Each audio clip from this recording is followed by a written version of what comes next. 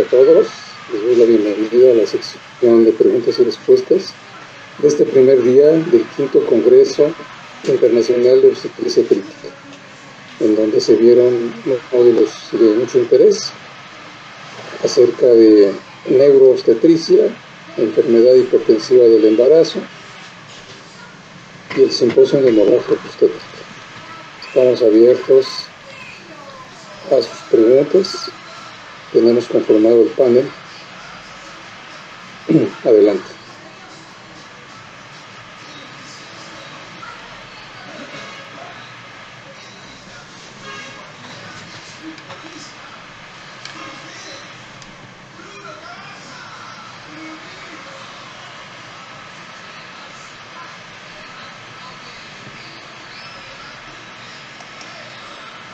Ok, gracias. Muy bien, aquí tenemos una pregunta de los módulos que se impartieron en la mañana y nos preguntan si se decide una cesárea a una paciente con mastenia gravis, la piridoxicina se administra previo al manejo anestésico o se suspende. Alfaro, ¿me podrías contestar la pregunta? Sí, con mucho gusto. Este medicamento es muy utilizado en esta patología, debe suspenderse ante cualquier situación quirúrgica para evitar prolongar más el bloqueo neuromuscular. Así es, entonces lo suspendemos. Sí. Pregunta para, ya que está ahorita conectado a nuestro amigo el doctor Rubén, porque quien dio la charla de Guillain-Barré no está, pero es una pregunta que mencionan el tratamiento del sulfato de magnesio para el manejo de las crisis convulsivas. ¿Cómo se administra? 4 o 5 gramos de impregnación. ¿Y cómo es la infusión por 24 horas? Bueno, primero el sulfato de magnesio es un medicamento que se ha generado para varios tipos de esquema. Tenemos varias formas de aplicarlo. Tenemos también que tomar en cuenta aquello que se ha comentado en esta última plática del doctor Sariel, en la que se está haciendo la optimización de líquidos. Se recomienda hacer aquel esquema llamado suspan modificado. Este esquema vamos a manejar nosotros de inicio 4 gramos de sulfato de magnesio hasta 6 gramos, pero recomendamos 4 gramos, empezarlo en una solución total entre esos 4 gramos y el resto de solución fisiológica, que sumen un total de 500 mililitros.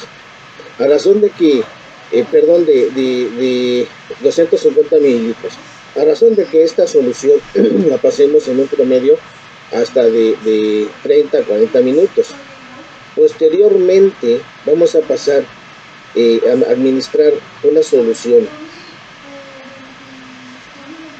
de 500 mililitros con 10 gramos de sulfato de magnesio. Este medicamento lo vamos a estar administrando a razón de 1 gramo hasta de 2 gramos por hora. Se sugiere 1 gramo por hora. ¿Cuándo lo vamos nosotros a suspender? Hay varias formas de suspenderlo. Se menciona que dependiendo de la cantidad sérica que tengamos de magnesio. Sin embargo, se recomienda que se suspenda entre 24 a 48 horas de haberse resuelto el embarazo.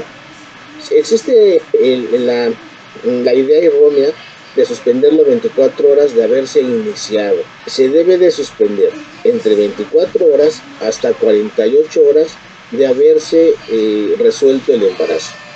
¿Sí? ¿Por qué lo vamos a continuar entre 24 y 48? Depende también del contexto clínico. Principalmente niveles séricos. Recordemos que los valores terapéuticos van entre 4 hasta 8 gramos. Pero sí necesitamos nosotros tener nuestro conteo seriado de los niveles séricos. Y si no los tenemos, bueno, nos vamos con la clínica. Y suspenderse 24 o 48 horas después de haberse resuelto el embarazo. Espero que con esto haya resuelto la pregunta. Sí, gracias, doctor Rubén. De hecho, las siguientes preguntas creo que son para un servidor. Yo durante la charla estuve respondiendo algunas en el chat, sin embargo voy a retomar algunas. Menciona a qué edad se debe de iniciar la metformina y hasta cuándo. Esto lo mencionamos en la charla que estamos utilizando los suplementos alimenticios en la mañana, metformina a mediodía y la aspirina en la noche. La metformina la podemos utilizar desde la semana 13, igual que la aspirina. Los dos han demostrado que no son teratogénicos. ¿Y hasta qué semana? La aspirina hasta la semana 36 y la metformina la podemos continuar hasta el resto del embarazo. Y mencionaban también aquí cuál es el suplemento alimenticio con antioxidantes más recomendado. La verdad que tenemos muchos en el mercado, así que no quisiera entrar ahorita en polémica en relación a mencionar algún nombre comercial para no tener conflicto de intereses, pero así, todos los suplementos alimenticios con antioxidantes lo podemos utilizar en el embarazo. Y las siguientes preguntas también las contestó la doctora Cristi en relación a la dosis de medicamentos para la crisis hipertensiva. Y una de las preguntas que estaban aquí muy polémicas era: en caso de que la paciente sea alérgica a la aspirina, ¿qué otro medicamento podemos utilizar? Y yo ahí en el chat les contesté que bueno, no teníamos algún otro medicamento porque comparaban con el dipyridamol. Recuerden que la aspirina como tal bloquea el ácido araquidónico, la ciclooxigenasa, pero el dipyridamol exclusivamente es un antiagregante.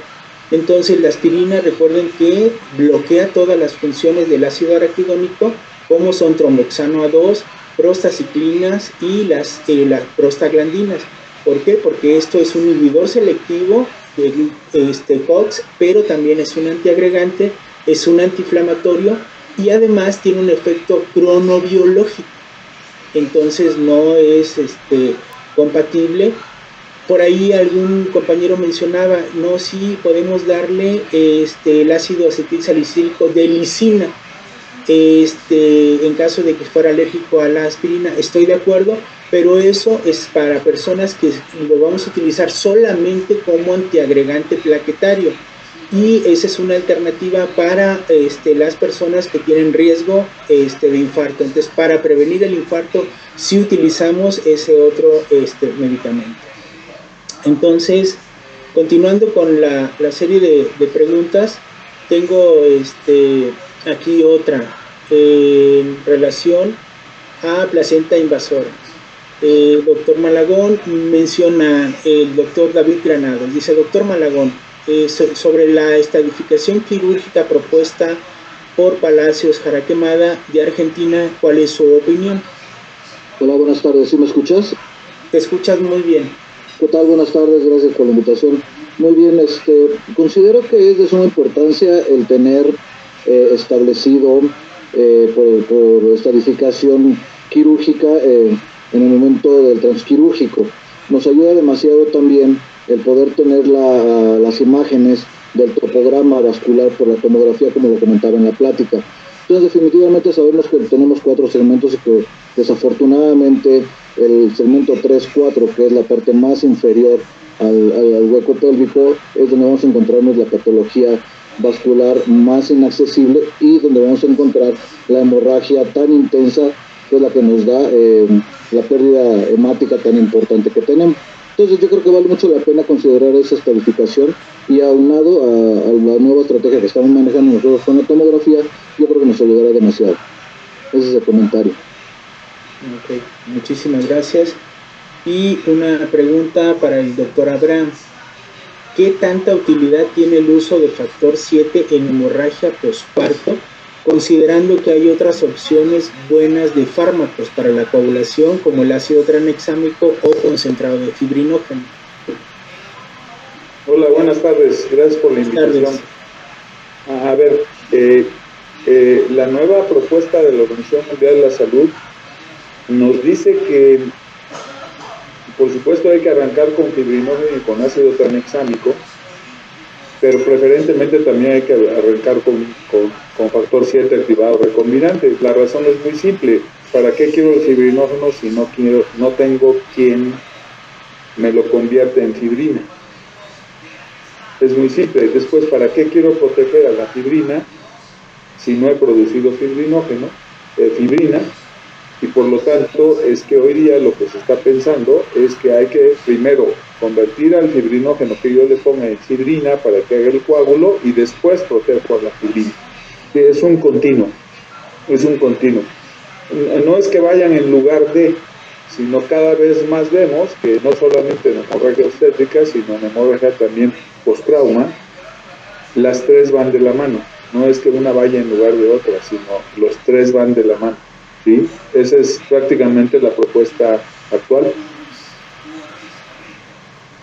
Ok, de acuerdo, gracias. Para el doctor Morales, de hecho, complementando la pregunta que contestó Rubén Chávez, entonces el tratamiento ideal para el estatus epiléptico, ¿cuál es? ¿El mismo de la eclampsia? Hola, buenas noches. Buenas noches. Platicábamos acerca que la principal causa del estatus epiléptico es por eclampsia, ¿no? De entrada, pues el tratamiento debe ser una impregnación lo antes posible, como comentaban hace rato, de 4 a 6 miligramos. Sin embargo, la mayoría de los pacientes de eclampsia que evolucionan un estatus epiléptico es porque ya hay una lesión cerebral, ya sea por una isquemia cerebral, una hemorragia. Entonces, muy posiblemente todos estos pacientes se tengan que proteger la vía aérea en tanto que se identifica la etiología y actuar de manera personalizada con los pacientes.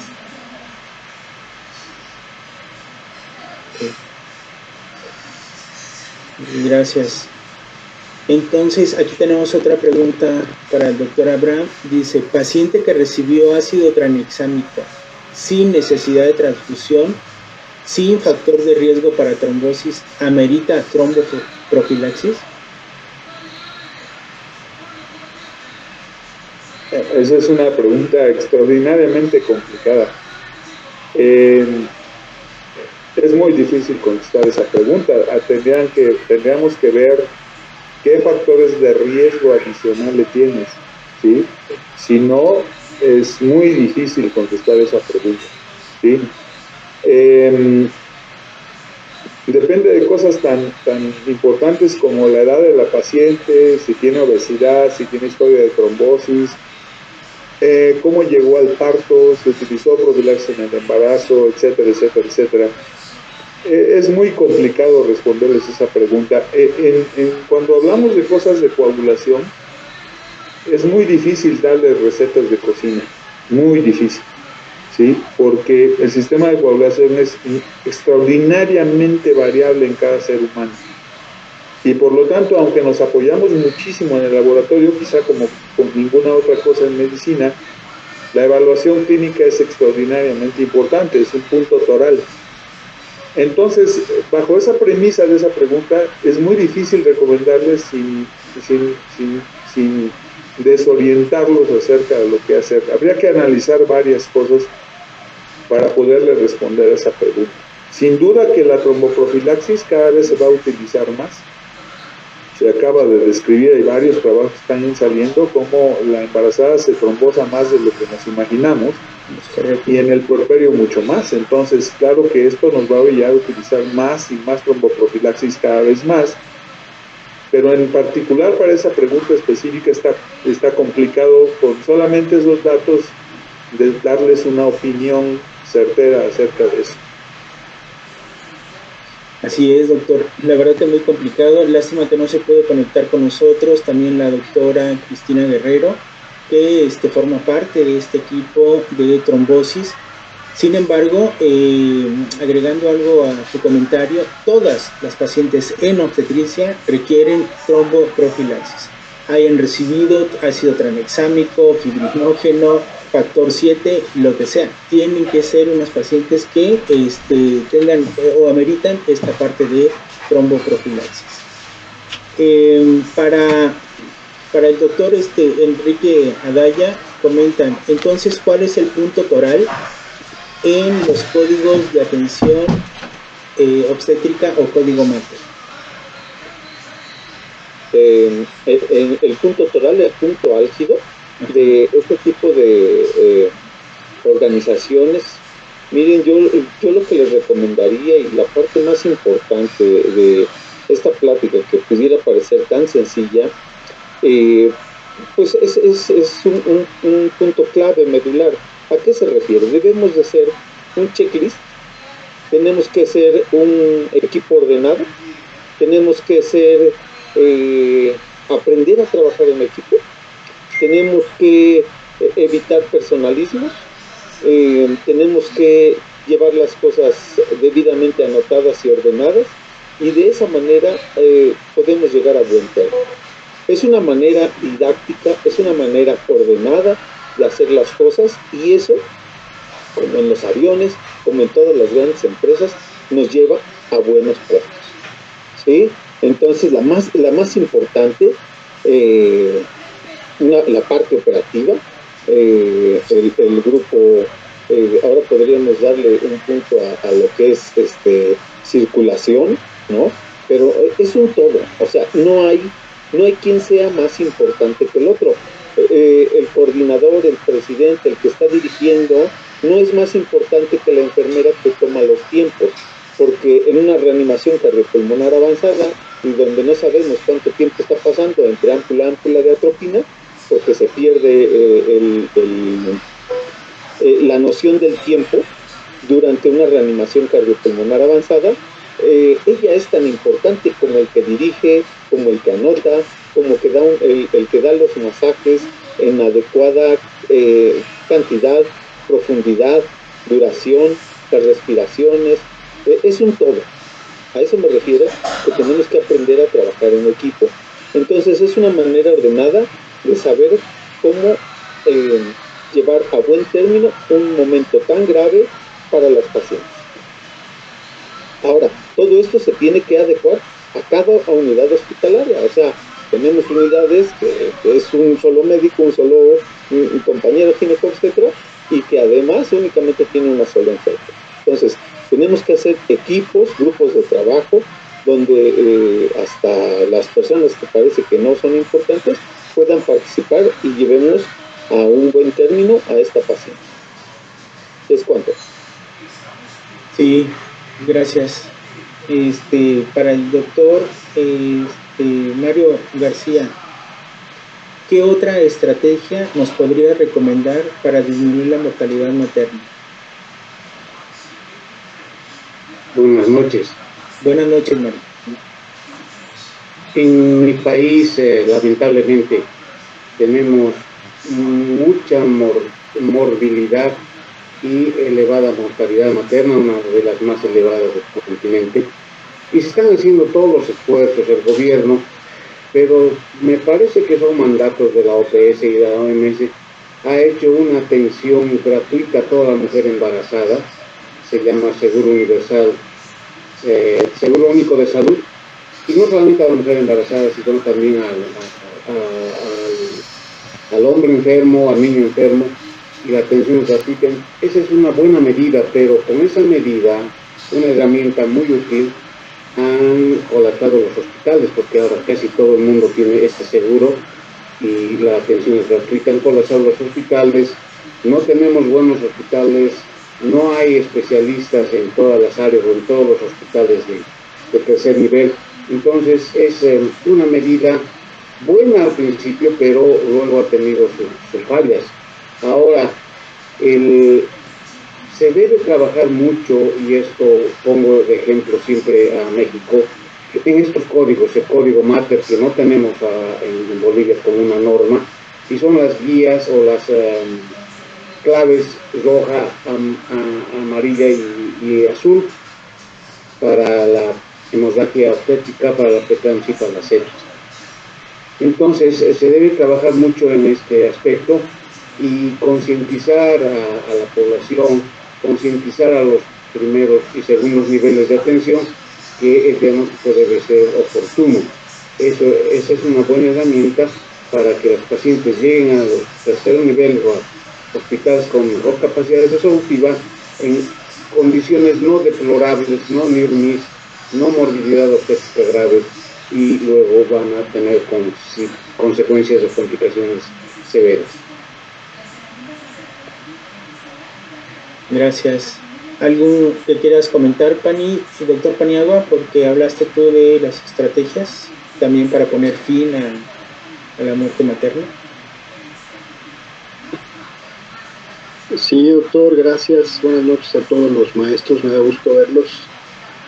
Fíjese, doctor, que cuando hicimos el análisis de las razones de mortalidad mundiales y en las metas que menciona la OMS en el cierre del 2020, el caso más destacado era el caso de India. India, al cierre del año 2000, tenía una razón de mortalidad materna de más de 3 dígitos. Entonces, al cierre del 2020 en la India, tiene una disminución del 77% de su razón de mortalidad materna. Incluso tienen ahí en la OMS, en los boletines de la OMS, un reconocimiento al gobierno de la India porque sus estrategias habían resultado exitosas en disminuir la razón de mortalidad. Dentro de los puntos más destacados de sus estrategias estaban, en lo que mencionaba el doctor Mario a continuación, es que en efecto pues sí tendrían que unificar ahí los sistemas de salud, tanto públicos como privados, favoreciendo la atención gratuita e inmediata a todas las pacientes embarazadas, creando centros estratégicos de atención materna especializada. Ya saben que la India tiene más de 1.408 millones de pacientes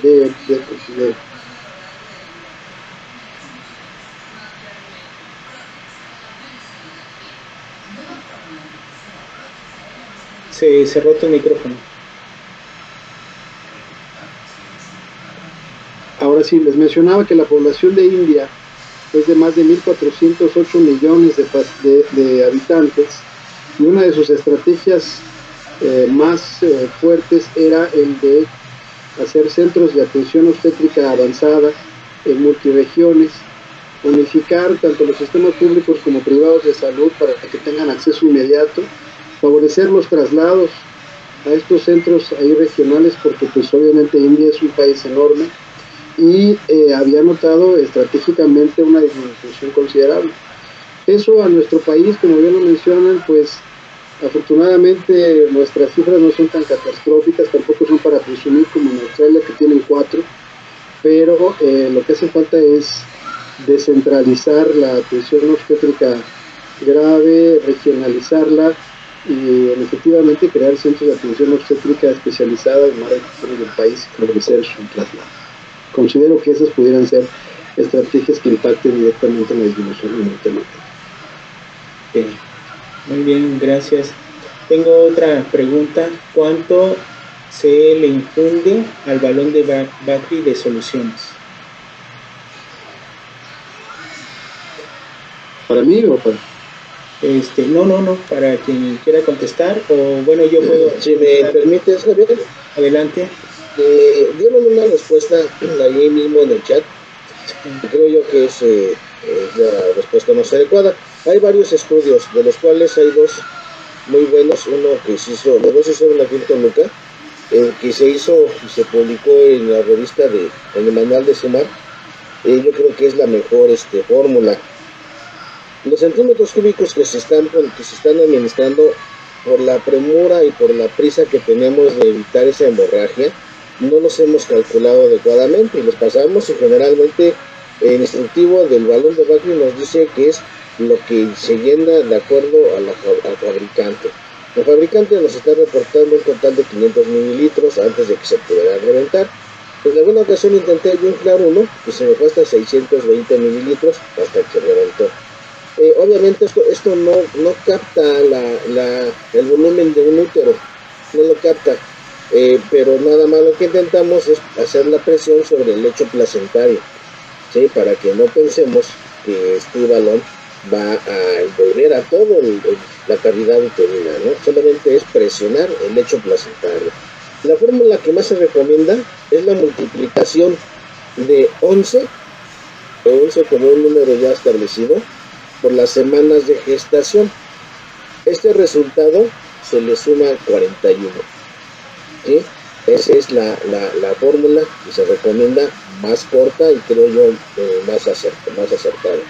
Pero sin olvidar de que no esperamos llenar toda la cavidad uterina. Sí, de hecho, en un artículo que publicó la doctora Ortega y el doctor Espino Sosa, ellos tienen una fórmula también muy compleja que dice que es 4.3 por edad gestacional más 150.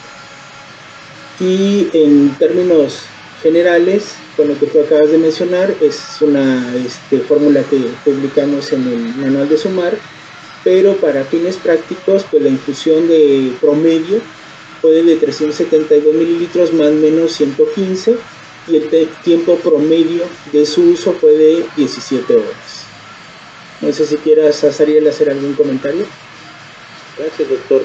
Sí, lo que bien dijo el doctor es que depende del fabricante. Nosotros, por ejemplo, el que tenemos en el hospital, dice claramente 500 mililitros. Hay otro que se llama el Lavi, que se viene de 500 a 750 mililitros. Creo que lo más importante sería, si tú no tienes el conocimiento y no tienes lo que te dice el fabricante, que de forma estándar creo que 500 mililitros sería lo adecuado, pues sería insuflarlo antes de meterlo, insuflarlo y después retirarlo, y donde sientas que el balón se encuentra con una tensión suficiente para que no se reviente, y por supuesto para que tampoco esté tan poco insuflado, sería lo correcto. Y después de ponerlo es bien importante revisarlo. Como puse en las diapositivas, hemos tenido casos que hemos documentado de pacientes que salen de el procedimiento de balón de Bacri con un balón de Bacri. Yo sé que los que vieron la clase tienen estas imágenes en la cabeza ahorita, muy pequeño. Cuando sacamos el balón de Bacri tenía 100 mililitros, pues por supuesto que no está ayudando nada a la paciente, o perfectamente insuflados pero fuera de cavidad uterina, ¿no? En vagina. Entonces no solamente es ponerlo, sino es además, si están en un hospital con recurso, pues es revisar con el ultrasonido, porque es muy sencillo ver el balón de Bacri, porque es como una sonda Foley. Cualquiera puede ver el globo de la sonda Foley con ultrasonido, no se requiere un gran entrenamiento, y la verdad es que cualquiera puede ver un útero sin mucho entrenamiento y hacer esta correlación entre ambos, tanto en longitudinal como en transversal. Muy bien, pues muchísimas gracias. Doctor Alfaro, no sé si quiera cerrar con algún comentario final.